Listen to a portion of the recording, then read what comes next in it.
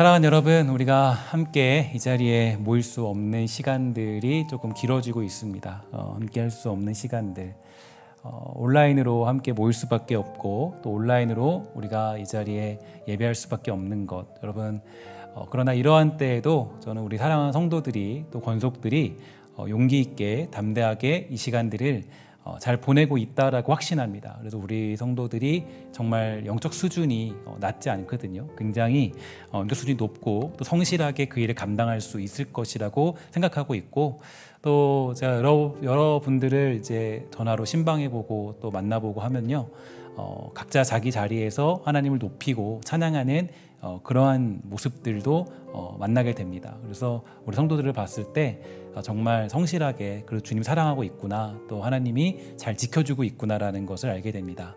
우리 한 2주만 더 참고 또 함께 견뎌서 잘 지낼 수 있길 부탁드리고요. 2주 뒤부터는 뭐 4단계든 어쨌든 무슨 단계든 간에 일단 새벽 기도는 무조건 한다. 그리고 또 우리 그 중보 기도도 우리 대면으로 하겠다. 그러는 것은 확실하게 말씀을 드립니다. 왜냐하면 숫자가 어느 정도 그 정도가 이제 맞을 것 같아서 그렇게 하면 될 것 같습니다. 그래서 여러분 2주 정도만 조금 더 참고 함께 잘 견딜 수 있는 그런 시간 되었으면 좋겠습니다.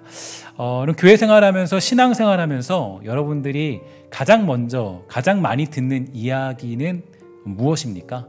아마도 가장 많이 듣는 이야기가 거룩한 사람이 되라, 성결한 사람이 되라, 깨끗한 사람이 되라, 이런 것일 겁니다.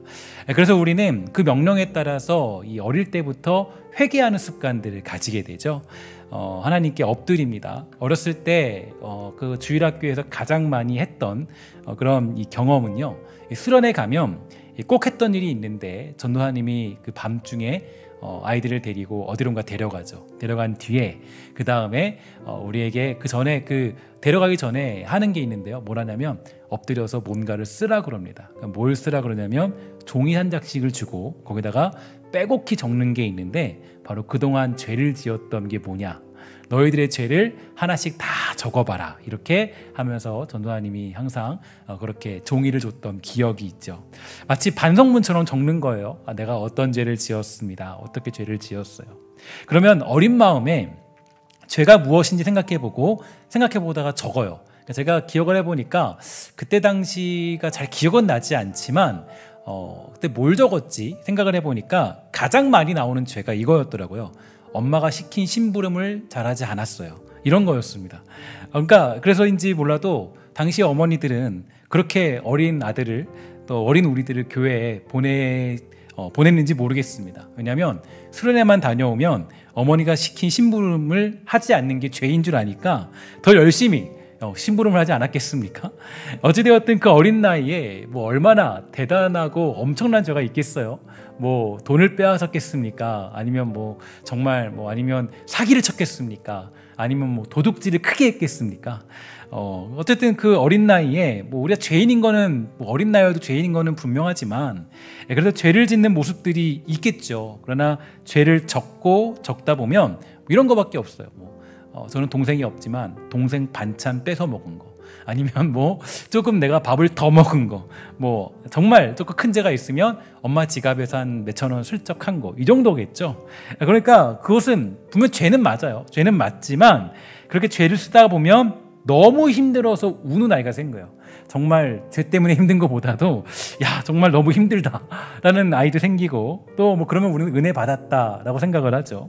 물론 하나님의 은혜가 그 어린 나이에게도 강권적으로 임하기도 하겠지만 진정한 은혜인지는 잘 알 수는 없는 대목입니다. 어찌되었든 여러분, 예수를 믿고 교회를 다니면 저와 여러분들에게 가장 많이 주어지는 부담, 그것은 가장 큰 부담은 깨끗해지라는 것, 성결해지라는 것, 죄가 없이 너는 깨끗해져야 된다라는 것을 우리가 배우게 됩니다. 그래서인지 어렸을 때부터 매우 보수적인 교회에서 자란 사람들은 이러한 병에 걸려 있어서 이 죄를 짓는 자신을 잘 용서하지 못하고 이해하지 못하고 오히려 낙심하면서 절망하는 경우를 우리가 만나게 되죠. 그러면 정말 그렇게 나의 죄를 낱낱이 밝혀내고 이 숨겨놓은 죄까지 다 끄집어 놓아서 회개하는 것이 정말로 진정한 회개일까요? 물론 이것이 어떤 면에서 우리에게 도움을 줄 수 있다는 것은 부인할 수 없지만, 정말 여기에서 우리가 생각해 봐야 될 것은 진짜 회개, 진정한 회개가 무엇인가에 대해서 저와 여러분들은 반드시 짚고 넘어가야만 할 것입니다. 일단 소요리 문답에서는 회개에 대해서 다음과 같이 밝혀주고 있는데요. 이렇게 정의하고 있죠. 생명에 이르는 회개는 곧 구원 얻는 은혜인데 이로 말미암아 죄인이 자기 죄를 참으로 알고 또 그리스도 안에서 하나님의 긍휼하심을 깨달아 자기 죄를 원통히 여기고 미워함으로 죄에서 떠나 하나님께로 돌아가서 든든하게 결심하고 마음과 힘을 다하여 새로이 순종하는 것이다. 이렇게 우리에게 정의해주고 있습니다. 여기서 중요한 것은 아마도 전제적인 조건이 있는데요. 이 회개를 할 때 이 자기 죄를 참으로 알고 그리스도 안에서 하나님의 긍휼하심을 깨닫는 것입니다. 회개라 함은 이것이 먼저죠. 그러니까 회개라고 했을 때 이것이 선행되어야 한다는 것을 우리에게 알려주고 있는 대목이에요. 그러니까 하나님께 긍휼함을 구하고 하나님 앞에 나의 죄를 깨닫고 하나님 앞에 긍휼함을 구하는 것, 이게 회개의 전제적인 그런 바탕이 되는 것입니다. 물론 자기의 죄를 낱낱이 살펴보는 것, 하나씩 기억해 보는 것, 그것은 오직 하나님의 긍휼하심이 필요한 존재라는 것을 깨닫게 되는 지름길이 될 수도 있겠지만, 중요한 것은 자기 죄가 무엇인지, 내가 얼마나 추악한 죄인인가를 깨닫게 되는 거예요. 내가 진짜 죄인이라는 것을 깨닫는 것이 먼저라는 거죠.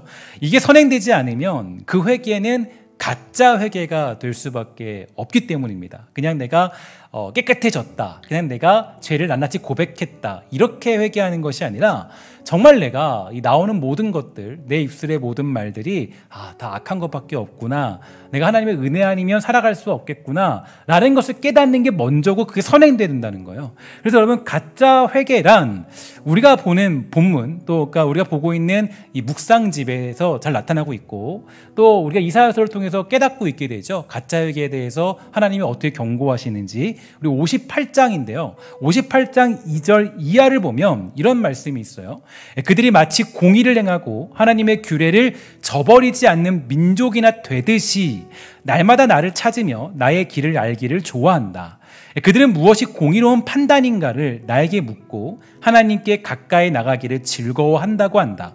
주님께서 보시지도 않는데 우리가 무엇 때문에 금식을 합니까? 주님께서 알아주시지도 않는데 우리가 무엇 때문에 고행을 하겠습니까? 너희들이 금식하는 날 너희 자신의 향락만을 찾고 일꾼들에게는 무리하게 일을 시킨다. 너희가 다투고 싸우면서 금식을 하는구나. 이렇게 못된 주먹질이나 하려고 금식을 하느냐? 너희의 목소리를 저 높은 곳에 들리게 할 생각이 있다면 오늘과 같은 이런 금식을 해서는 안 된다. 이것이 어찌 내가 기뻐하는 금식이겠느냐? 이것이 어찌 사람이 통회하며 괴로워한 날이 되겠느냐? 머리를 갈대처럼 숙이고 굵은 배와 재를 깔고 앉는다고 해서 어찌 이것을 금식이라고 하겠으며 주님께서 너희를 기쁘게 반기실 날이라고 할 수 있겠느냐? 이렇게 우리에게 질문하고 있습니다. 제가 이 58장 2절 이하의 말씀에서 가장 이 충격을 받고 또 가장 저에게 마음에 다가왔던 것은 이겁니다. 그러니까 그들이 마치 공의를 행하고 하나님의 규례를 저버리지 않는 민족이나 되듯이 날마다 나를 찾으며 나의 길 알기를 좋아한다라는 거예요. 이게 너무나도 우리에게는 충격적인 모습이죠. 우리들의 모습과 굉장히 유사하죠. 그러니까 우리가 이 가짜와 진짜를 구분하는 건 굉장히 어려워요. 왜냐하면 분명히 이게 진짜 모습 같은데 가짜예요. 하나님의 길을 알기를 좋아한다, 이렇다고 해서 그게 진짜가 아니라는 거죠. 여러분, 제가 어저께 이제 제가 여러분들에게 공유해드린 제가 읽었던 그 토저 목사님의 그 철저한 십자가를 보면 이러한 내용이 굉장히 자세하게 나와요.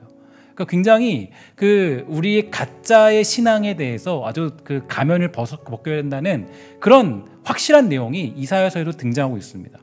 이에 대해서 우리가 묵상하고 있는 묵상집에서도 이렇게 해석해주고 있어요. 하나님은 위조된 경건에 속지 않으십니다.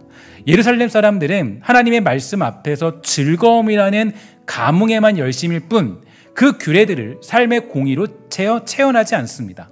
금식을 하겠다며 사람들 앞에서 베옷을 입고 재를 깔고 엎드리지만 자기 과시를 위한 오락에 불과합니다. 쇼를 위해 일꾼들을 부리고 이 종교 행위로 얻은 사회적 평판을 권력과 폭력으로 휘두르는 데 사용합니다.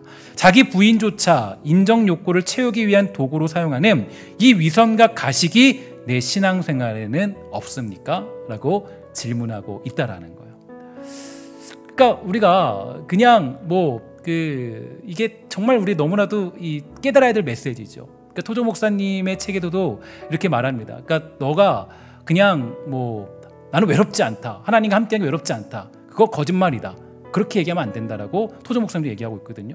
그러니까 우리가 그냥 예를 들어서 그냥 하나님의 길을 쫓는 것처럼 보이지만 사실 그것이 가짜일 경우가 굉장히 많이 있다라는 것을 성경은 우리에게 보여주고 있다라는 거죠. 굉장히 의미 있는 해석이 이 성경 묵상에도 나타나고 있어요. 우리의 회개, 우리의 현실, 우리의 신앙, 그것이 지금 어디를 향하고 있는지 적나라하게 성경은 말하고 있고 또한 우리에게 해석해주고 있습니다. 예수를 만난다라는 것, 신앙생활을 한다는 것, 그분을 향한 온전한 경배는 사실 우리의 가식을, 우리의 가면을 벗어버리는 거예요. 내가 경건하게 살았다라는 것에 심취해 있는 것이 아니라 내가 그래도 깨끗하게 살았다, 성실하게 살았다는 것에 도취되는 것이 아니라 사실 성경이 요구하는 우리들의 모든 첫 번째 자세는 내가 죄인임을 깨닫고 하나님의 긍휼만을 구하는 존재로 서는 거예요. 하나님의 은혜 없이는 나는 아무것도 아닙니다. 나는 하나님이 필요합니다. 하나님의 은혜만이 필요합니다. 그게 곧 우리가 예수를 만났다라는 진정한 믿음이죠. 그렇게 하나님의 긍휼만을 구하는 사람이 어떻게 교만하게 누군가를 정죄하고 미워하고 악을 행할 수 있을까요?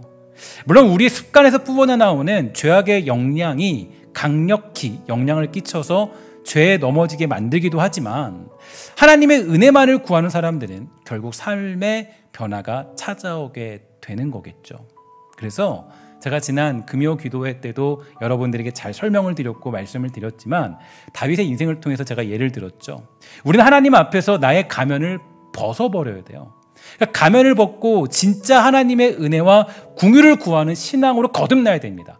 그러니까 하나님이 우리를 이끌어 가시는 목적의 단계, 우리를 어디로 이끌어 가시냐면 우리의 가짜 신앙을 벗겨버리는 그런 자리로 우리를 인도하시더라는 거예요. 가면을 쓰고 그럴싸하게 보이는 것은 하나님이 다 아시기 때문입니다.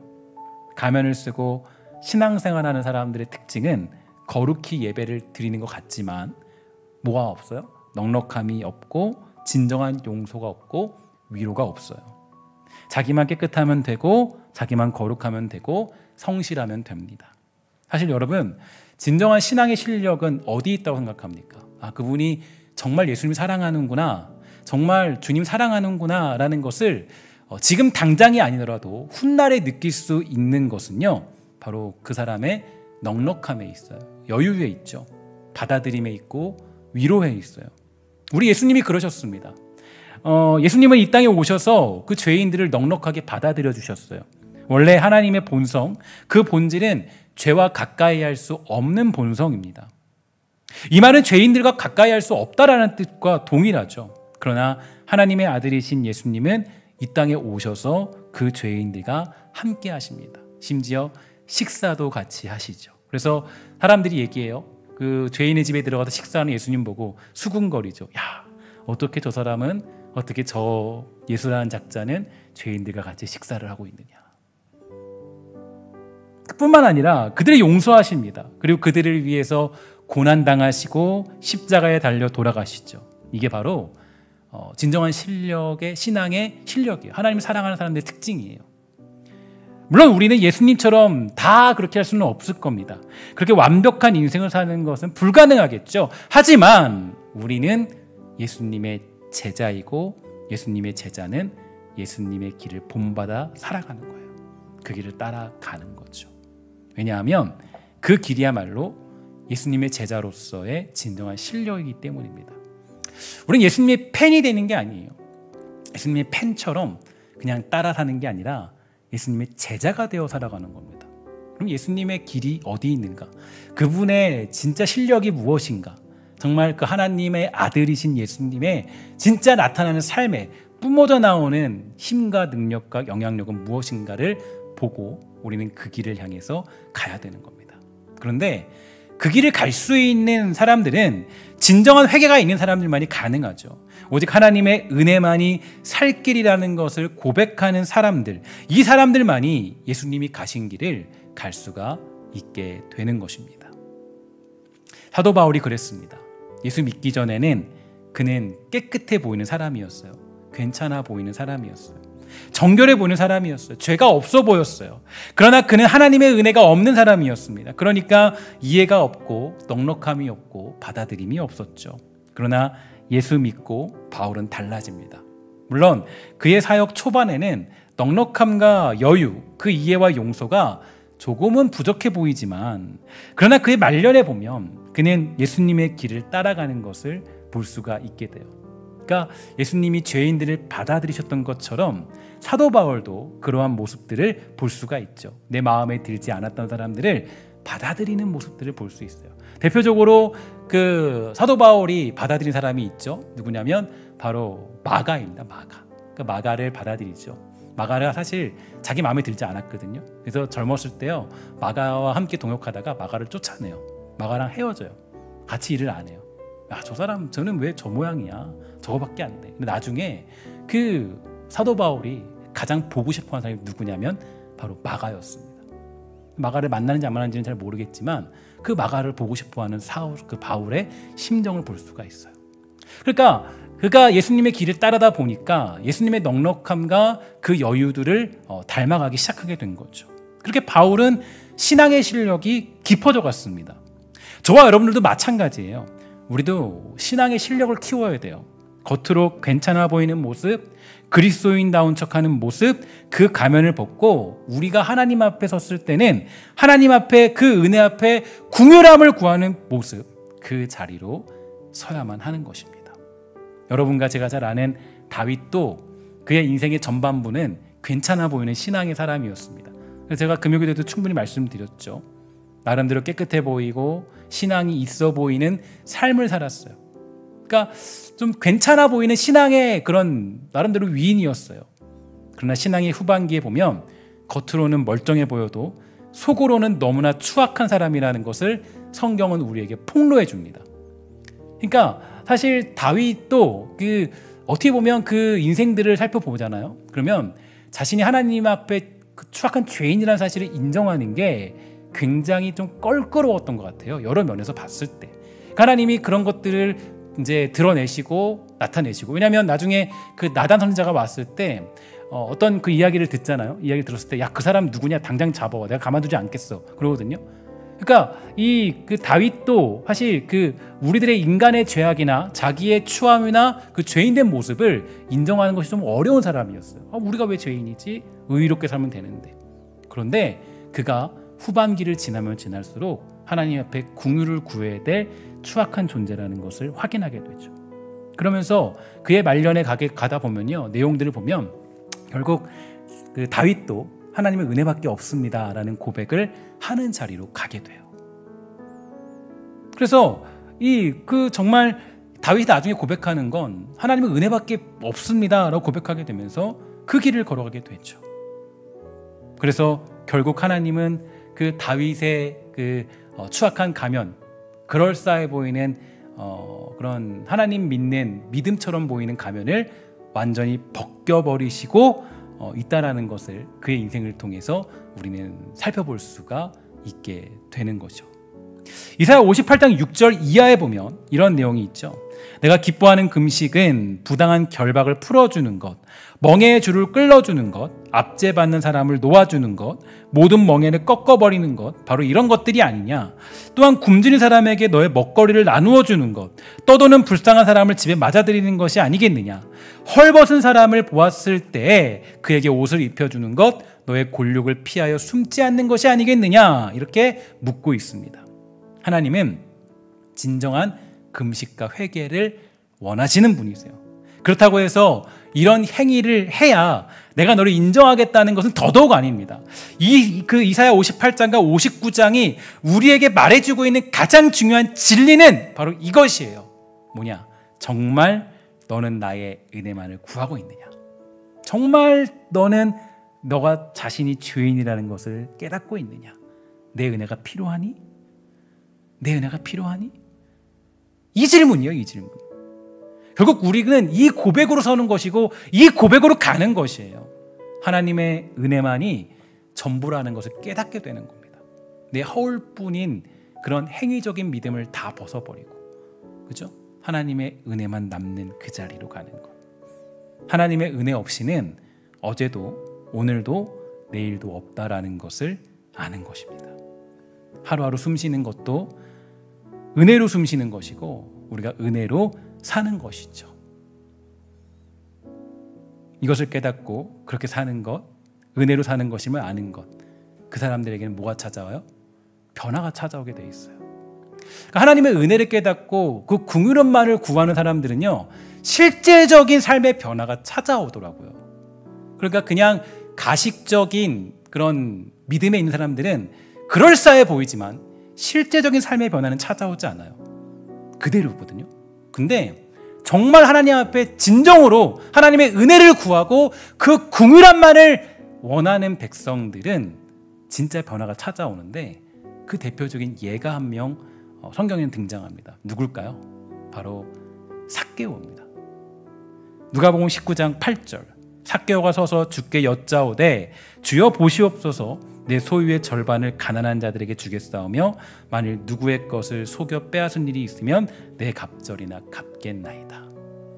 치졸하던 삭개오, 자신밖에 모르던 삭개오, 멸시와 외면 속에 자기 만족만을 위해 살아오던 삭개오가 예수님의 은혜를 깨닫게 되고 자신에게 베풀어진 은혜를 깨닫게 되고 내가 그 은혜가 없으면 살아갈 수 없다라는 것을 알게 되니까 그때 그 삶에 진짜 변화가 찾아오게 되는 거예요. 아까 말했던 이사야에서 보았던 그 가짜 금식으로 인해서 나타난 모습 말고 진짜 금식으로 인해 나타나는 그 모습들이 삭개오에게 나타나게 되는 거예요.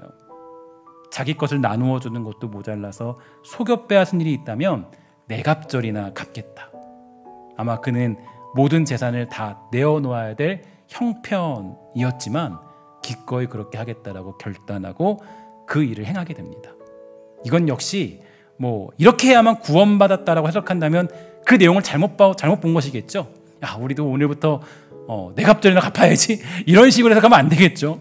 삭개오를 통하여 볼 수 있는 것은 하나님의 은혜만을 구하고 그 궁유람 앞에 엎드리는 사람들은 지금 살고 있는 삶의 모습으로 살 수 없고 자신을 위해 달리던 사람이 타인에게 은혜를 베푸는 사람으로 변화될 수밖에 없음을 보여주고 있는 거예요.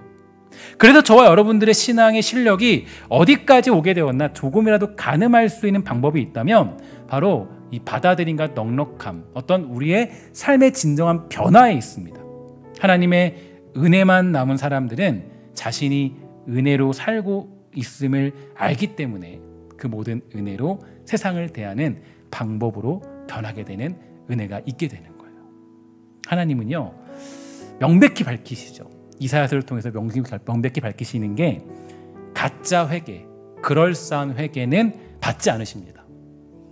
그러니까 우리에게 굉장히 큰 도전을 줬던 예수님의 제자인가 팬인가라는 그 제목 하나로 굉장히 큰 우리에게 도전을 줬던 그 내용이 맞아요. 하나님은 팬들은 기뻐하지 않으세요. 팬들로 기뻐하시는 분이 아니세요. 야, 내 팬이 많구나. 그거는 하나님이 원하시는 게 아니에요. 주님 원하시는 건 진짜 제자인 거죠. 신앙생활은 진짜 제자가 되는 거예요. 하나님의 은혜밖에 없어요. 이사야서를 통해서 주님은 분명히 말씀해 주십니다. 1절부터 3절, 여호와의 손이 짧아 구원하지 못하심도 아니요 귀가 둔하여 듣지 못하심도 아니라 오직 너희 죄악이 너희와 너희 하나님 사이를 갈라놓았고 너희 죄가 그의 얼굴을 가리어서 너희에게서 듣지 않으시게 함이니라. 이는 너희 손이 피해 너희 손가락이 죄악에 더러워져 있으며 너희 입술은 거짓을 말하며 너희 혀는 악독을 냅니다. 가짜죠. 가짜예요. 가짜. 너희 회개에 응답하지 않는 것이 아니라 너희가 가짜 회개고 가짜 신앙을 추구하며 살았다. 그러니까 제가 좀 어렵지만 여러분들에게 그 토저 목사님의 책을 읽어드리는 거는 사실 토저 목사님의 책의 대부분을 다 읽어보면 대부분 그 하나로 좁혀져요. 너희들의 가짜 신앙을 버려라. 가면의 신앙을 버려라. 그래서 제가 여러분 그 책을 여러분들에게 소개해드리는 거죠. 또한 4절을 보면 이렇게 얘기합니다. 공의대로 소송하는 자도 없고 진실하게 판결하는 자도 없고 험한 것을 의뢰하며 거짓을 말하고 악행을 잉태하여 죄악을 낳고 그들의 회개, 그들의 신앙이 거짓이라는 것을 선지자는 낱낱이 고발해주고 있어요. 그러니까 여러분이 이걸 잘 이해하셔야 돼요. 이 당시에도, 선지자 당시에도 이들이 하나님을 섬겼습니다. 그러니까 하나님을 따르는 사람들이 많았어요. 예배는 필수였어요. 이거는 이 사람들에게 예배는 드리는 거였어요. 그러니까 지금 말로 따지면 이 팬들은 많았다는 거죠. 근데 뭐가 없어요? 진짜 회개하는 진정한 제자는 없었다라는 거예요. 회개를 그냥 따라하는 그냥 팬들은 많았지만 진짜 회개하고 하나님의 은혜만을 구하는 진짜 제자는 없었다라는 거예요. 특히 오늘 본문에는 당시에 나타나는 사회적인 악에 대해서 비유하는 재밌는 예가 나오는데요. 독사의 알을 품으며 거미줄을 짠다라는 그런 내용이 나오죠. 여기서 보면 일단 독사는 치명적인 독을 머금고 있어서 그것에 물릴 경우 심각한 상해를 입게 마련이고 심지어 죽음에 이를 수도 있는 그러한 존재를 뜻합니다. 거미줄 역시 약한 곤충들에게는 치명적인 위험 요소예요. 거미줄에 걸려드는 곤충들은 그것이 무엇인지도 모르고 걸려들지만 한 번 걸려들면 생명을 유지할 수가 없게 됩니다. 이 표현은 당시 이스라엘 자손들이 저지르는 죄악이 다른 사람들에게 굉장히 치명적인 해악을 끼쳤다라는 거예요.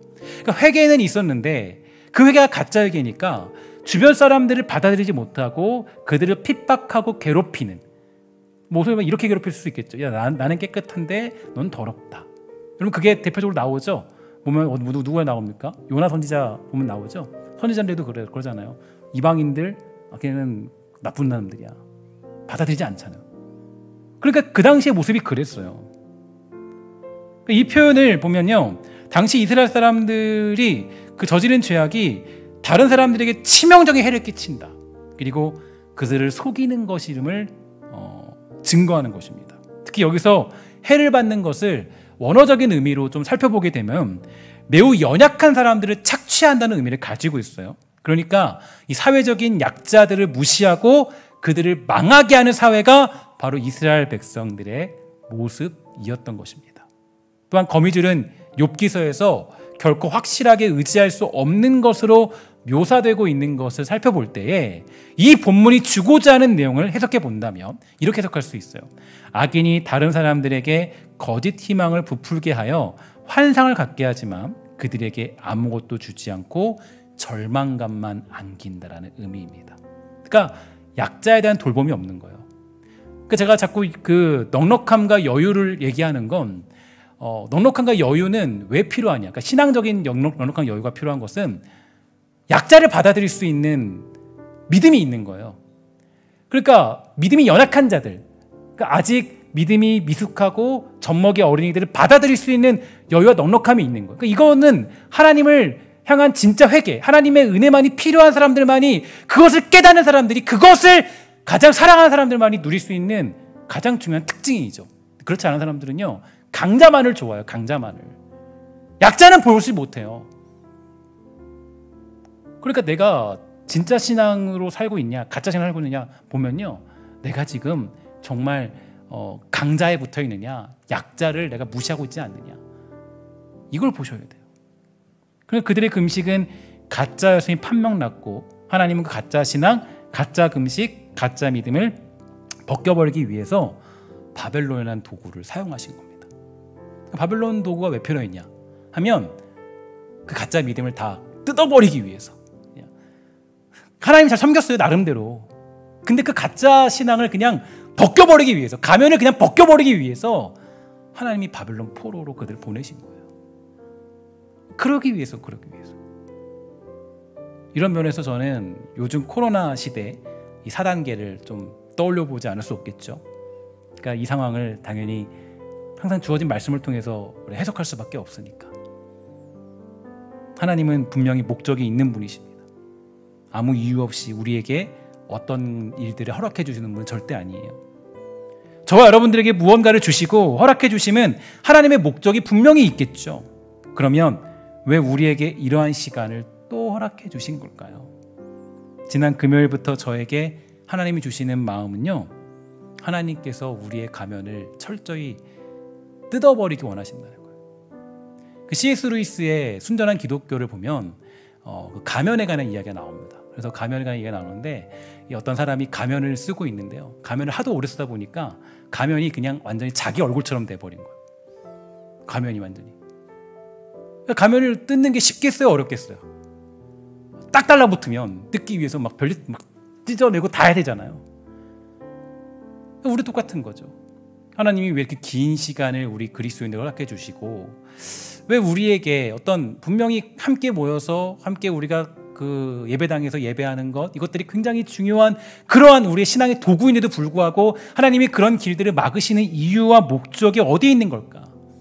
그냥 우리에게 뭐 사역 좀 했으니까 좀 쉬어라. 절대 이런 건 아니겠죠. 지난 금요일부터 저에게 주시는 마음은 하나님께서 우리의 가면을 벗겨버리기를 원하신다는 거예요. 가짜 신앙을 벗겨버리기 원하시고 그것을 다 뜯어내기를 원하신다는 거예요. 하나님은 우리가 진정한 신앙의 실력을 키워서 정말 그분의 은혜와 긍휼만을 구하는 자리로 인도하심을 깨닫게 된 것입니다. 정말 하나님은 우리에게 그것을 요구하죠. 그럴싸한 것을 원하지 않으세요. 괜찮아 보이는 믿음을 원하는 것이 아니라 하나님이 원하시는 건 정말 실력 있는 그리스도인이 되기를 원하세요. 나는 팬을 원하지 않고 나는 진짜 제자를 원한다. 여기서 실력이 있다라는 건 하나님의 은혜와 긍휼만을 구하는 것을 말하는 것입니다. 우리가 얼마나 큰 은혜 안에 살고 있는가를 깨닫는 것이죠. 가장 그럴싸한 하나님에 대한 선물이 뭐가 있겠습니까? 다윗이 이제 그럴싸해 보이는 신앙을 추구하며 살았는데요. 그 그럴싸해 보이는 정점이 무엇이었는가 하면 하나님께 성전을 지어드리겠다는 겁니다. 다윗이 성전을 지어드리면 그럴싸해 보이죠. 어느 정도 신앙의 완성이라고 보이죠. 그래서 신앙의 완성으로 하나님 앞에 하나님, 내가 하나님이 거기 혼자 있는 거 못 보겠어요. 그래서 하나님 앞에 내가 성전 지어드릴게요. 하나님이 말씀하세요. 내가 언제 그거 지어달라고 했니? 나는 그거 받은 적이 없다. 원한 적이 없어.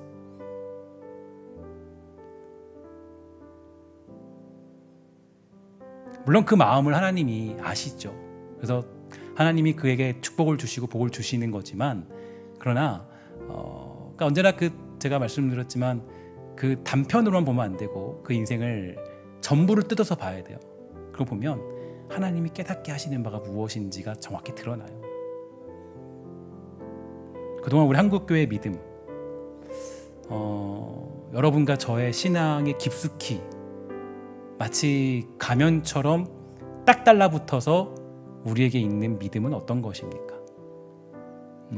아까 C.S. 루이스가 비유했던 것처럼 그 가짜 가면을 쓰고 있는 것이 진짜 신앙이라고 우리가 믿고 있는지도 모르겠어요.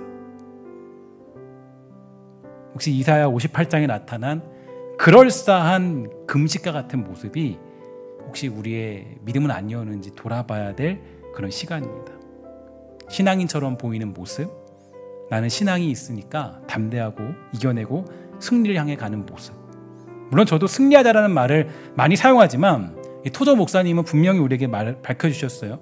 제가 읽어드린 철저한 십자가라는 책에서 말하길 승리한다라는 말, 그 애매한 말보다 더 중요한 것은 더 깊어진 삶으로 가는 것이다 라고 그렇게 우리에게 설명해 주셨습니다. 진정한 승리는 더 깊은 삶으로 가는 것이죠. 그거는 결국에 한마디로 표현하면 하나님의 은혜만이 필요합니다라는 것을 아는 자리까지 가는 거예요. 그 이스라엘 백성들이 이때까지는 깨닫지 못해요. 이사가 전했을 때까지는 깨닫지 못합니다. 언제 자신들이 가짜 신앙이었느냐, 언제 자신들이 정말 하나님의 은혜만이 필요합니다, 그 은혜가 최고입니다라고 고백하느냐, 언제 나타나죠? 바로 그 모습이 어디서 나타나면은 그발 강가에서 나타나죠. 시편 137편 내용이에요. 우리 한번 함께 이 말씀을 읽어보도록 하겠습니다. 시작. 우리가 바벨론의 여러 강변 거기에 앉아서 시온을 기억하며 울었도다. 그 중에 버드나무에 우리가 우리의 수금을 걸었나니 이는 우리를 사로잡은 자가 거기서 우리에게 노래를 청하며 우리를 황폐하게 한 자가 기쁨을 청하고 자기들을 위하여 시온의 노래 중 하나를 노래하라 함이로다. 우리가 이방 땅에서 어찌 여호와의 노래를 부를까? 예루살렘아, 내가 너를 잊을진대 내 오른손이 그의 제주를 잊을지로다.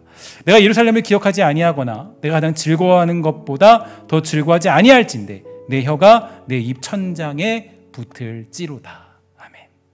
시온은 어떤 곳입니까? 그곳은 하나님의 백성들이 마땅히 있어야 될 자리죠. 그곳은 솔로몬이 성전을 세운 곳이기도 합니다. 또한 시온은 여호와께서 세우신 거룩한 산과 거처로 표현되기도 하고 하나님 자신을 나타내시고 그곳에서 구원과 축복을 허락하시는 곳이 되기도 하죠. 또한 다윗의 왕권을 시온에 확립시킴으로써 시온은 마침내 예루살렘과 백성을 나타내는 명칭이 되기도 해요. 그리고 지금 우리에게 주어지는 시온은 어디일까요? 하나님이 우리에게 베푸시는 은혜의 최적의 장소, 유형적으로 볼 때 그곳은 바로 교회라고 할 수가 있겠죠. 제가 그래서 이 말씀을 보면서 그런 생각이 들었어요. 여러분들에게 꼭 이 말씀을 전해드리고 싶었는데, 여러분, 우리가 함께 예배하던 그때를 그리워하시기를 주의 이름으로 간절히 부탁을 드리겠습니다. 왜냐? 하나님 은혜였거든요. 함께 예배하는 그 시간이 은혜였거든요. 물론 지금도 하나님의 은혜가 우리에게 주어졌지만 함께 자유롭게 예배하고 함께 교제하고, 여러분 요즘에 제가 이제 4층 식당도 좀 정리를 하려고 그러는데 4층 식당에 그 식탁들이 다 이렇게 뒤집어 넣어져 있어요. 다 이렇게 빼놨어요. 벌써 한 2년 됐거든요. 그죠? 이렇게 해놓은 지가 1년 반 넘게 가죠. 그 함께 교제하고 식사하고 밥 먹던 때가 하나님의 은혜인 거예요. 하나님의 은혜. 항상 여러분, 우리가 끝나면 12시 끝나면 함께 우리 그 선교 회원들이, 구역 식구들이 올라가서, 그죠? 그 점심 준비하려고, 그죠? 와서 먼저 9시 예배 드리고 막 급하게 가가지고 막 밥하고, 그리고 12시에 끝나면 딱 같이 식사하고 또 성가대 또 하고 또 주일저녁 예배 준비하고 함께 예배하고 찬양하던 그때가 하나님의 은혜였던 거예요. 하나님의 은혜, 하나님의 그 자리의 은혜. 그거를 그 백성들이 포로로 잡혀갔을 때, 그리고 그 발 강가에서 그때를 기억하며 울기 시작해요. 야, 그게 하나님의 은혜였구나. 우리가 직접 내 스스로 내 힘으로 예배드리는 것 같았는데 그게 하나님의 은혜였구나. 우리 하나님의 은혜 아니면 우리 예배할 수도 없고, 하나님의 은혜 아니면 함께할 수도 없고, 하나님의 은혜 아니면 우리가 교제할 수도 없구나. 내가 잘났다고 뛰어나다고 되는 것도 아니고 능력이 있어 되는 것도 아니고, 하나님의 은혜가 아니면 함께 모일 수도 없는 존재들이 우리구나. 교회는 우리 교회뿐 아니라 우리 교회도 굉장히 번듯하게 잘 세워져 있죠. 건물적으로 그래도 괜찮은 그런 자리에 괜찮은 그런 규모를 가지고 서 있죠. 근데 여러분, 지금 수많은 교회들을 보세요. 정말 엄청나게 으리으리하게 지어놨지만 하나님이 은혜를 걷어가시면 그곳에서 예배할 수 없어요. 하나님의 은혜를 주시지 않으면 함께 할 수 없어요. 하나님의 은혜가 아니고서는 찬양하는 것도 불가능해요. 하나님의 은혜가 아니고서는 기도하는 것도 불가능해요. 하나님의 은혜가 아니고서는 직분을 받아 우리가 주일 감당하는 것도 할 수가 없어요.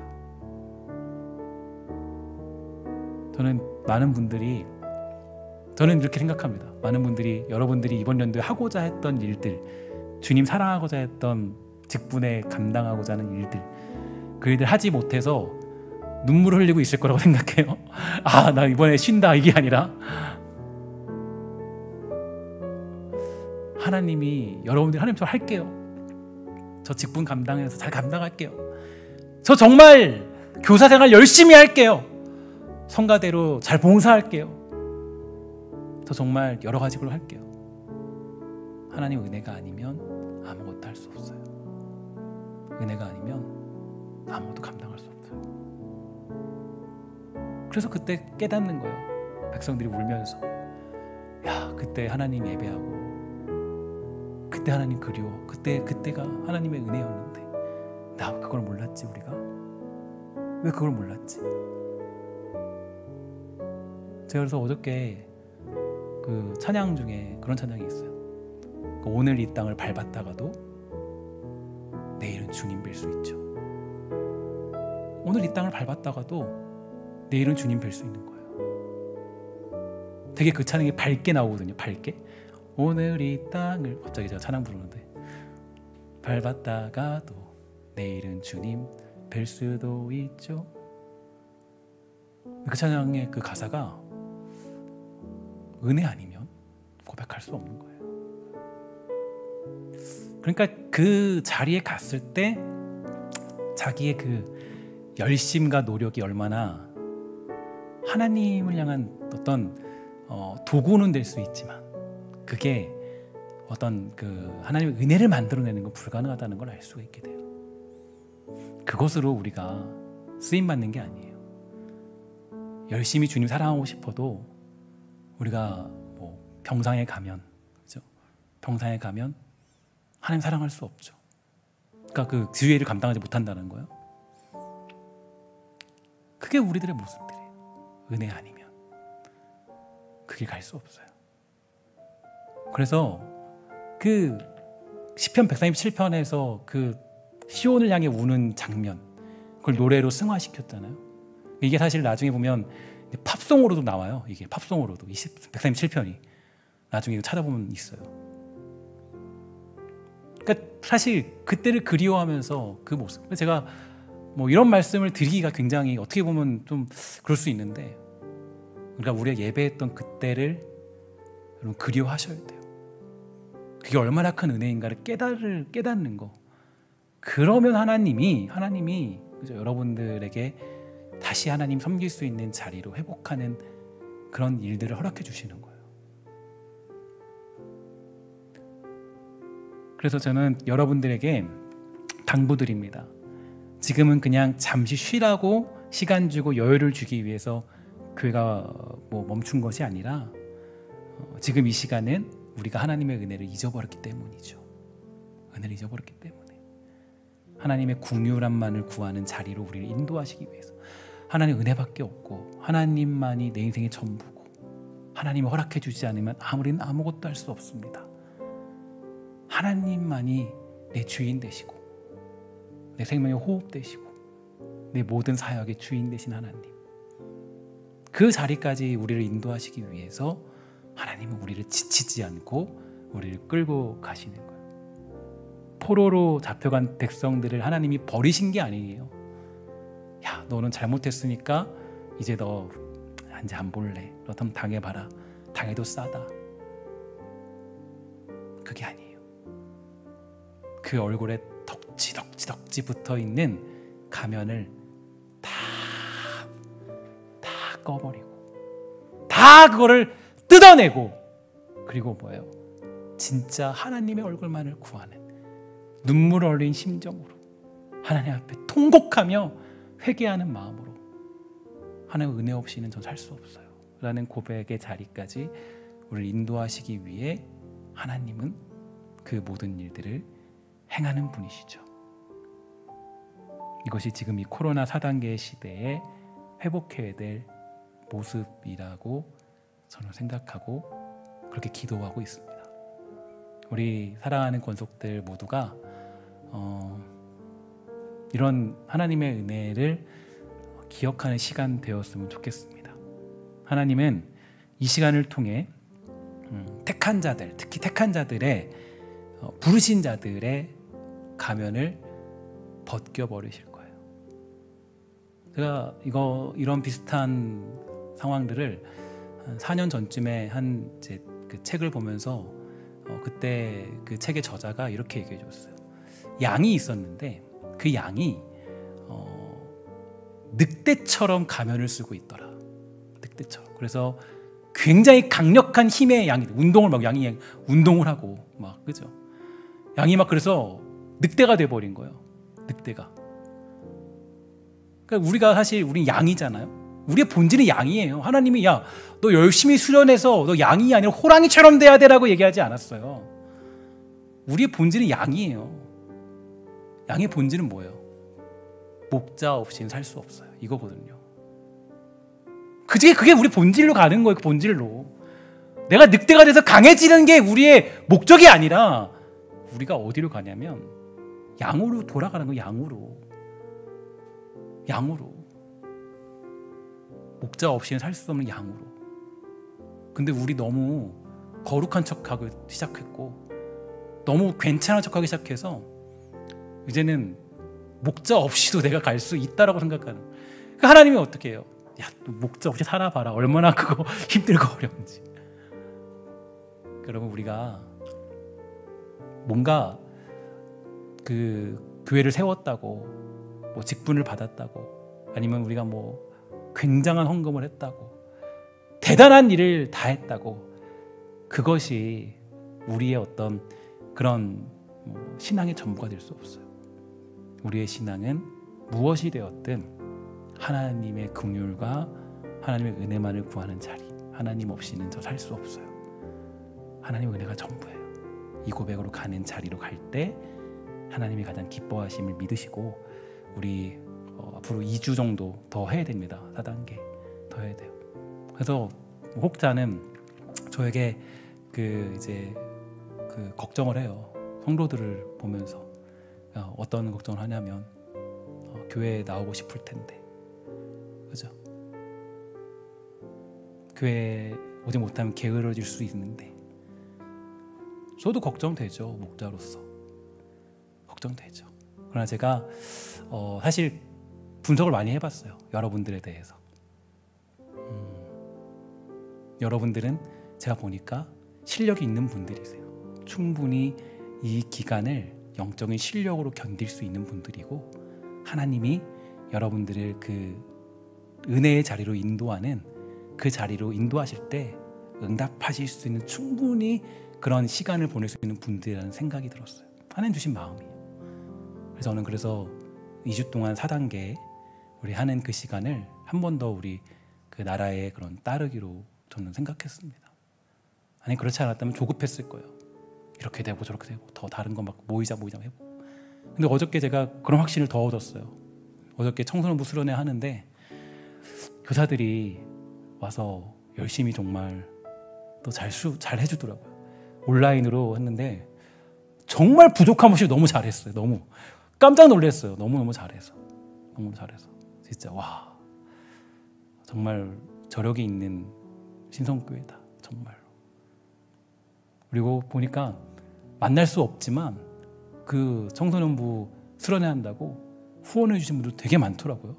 저는 명단을 못 받았는데 되게 많더라고요. 너무나도 깜짝 놀랐어요. 야, 정말 우리 교회 멋진 교회다. 성도들 멋지다. 하나님이 우리 사랑하는 백성들을, 성도들을 정말 잘 도우시고 인도하시는구나, 먹이시는구나. 저는 여러분들 2주 동안 우리 조금 더 영적인 돌아봄이 있고 조금 더 정말 하나님의 인도하심에 순응하여서 살아가는 우리 주의 백성 모두가 다 되시기를 주의 이름으로 간절히 소망합니다. 함께 기도하도록 하겠습니다. 하나님, 우리 이 시간을 보낼 때 가짜 신앙을 버리고 오직 하나님의 은혜를 국민이 구하는 신앙으로 우리를 거듭나게 하실 줄 믿습니다. 우리 사랑하는 신성의 공동 모두가 이 막막한 시절을 보낼 때 하나님의 은혜만을 구하는 신앙으로 거듭나서 진정한 그리스도인으로 살아가는 실력 있는 성도가 될 수 있도록 주님 허락하여 주시옵소서.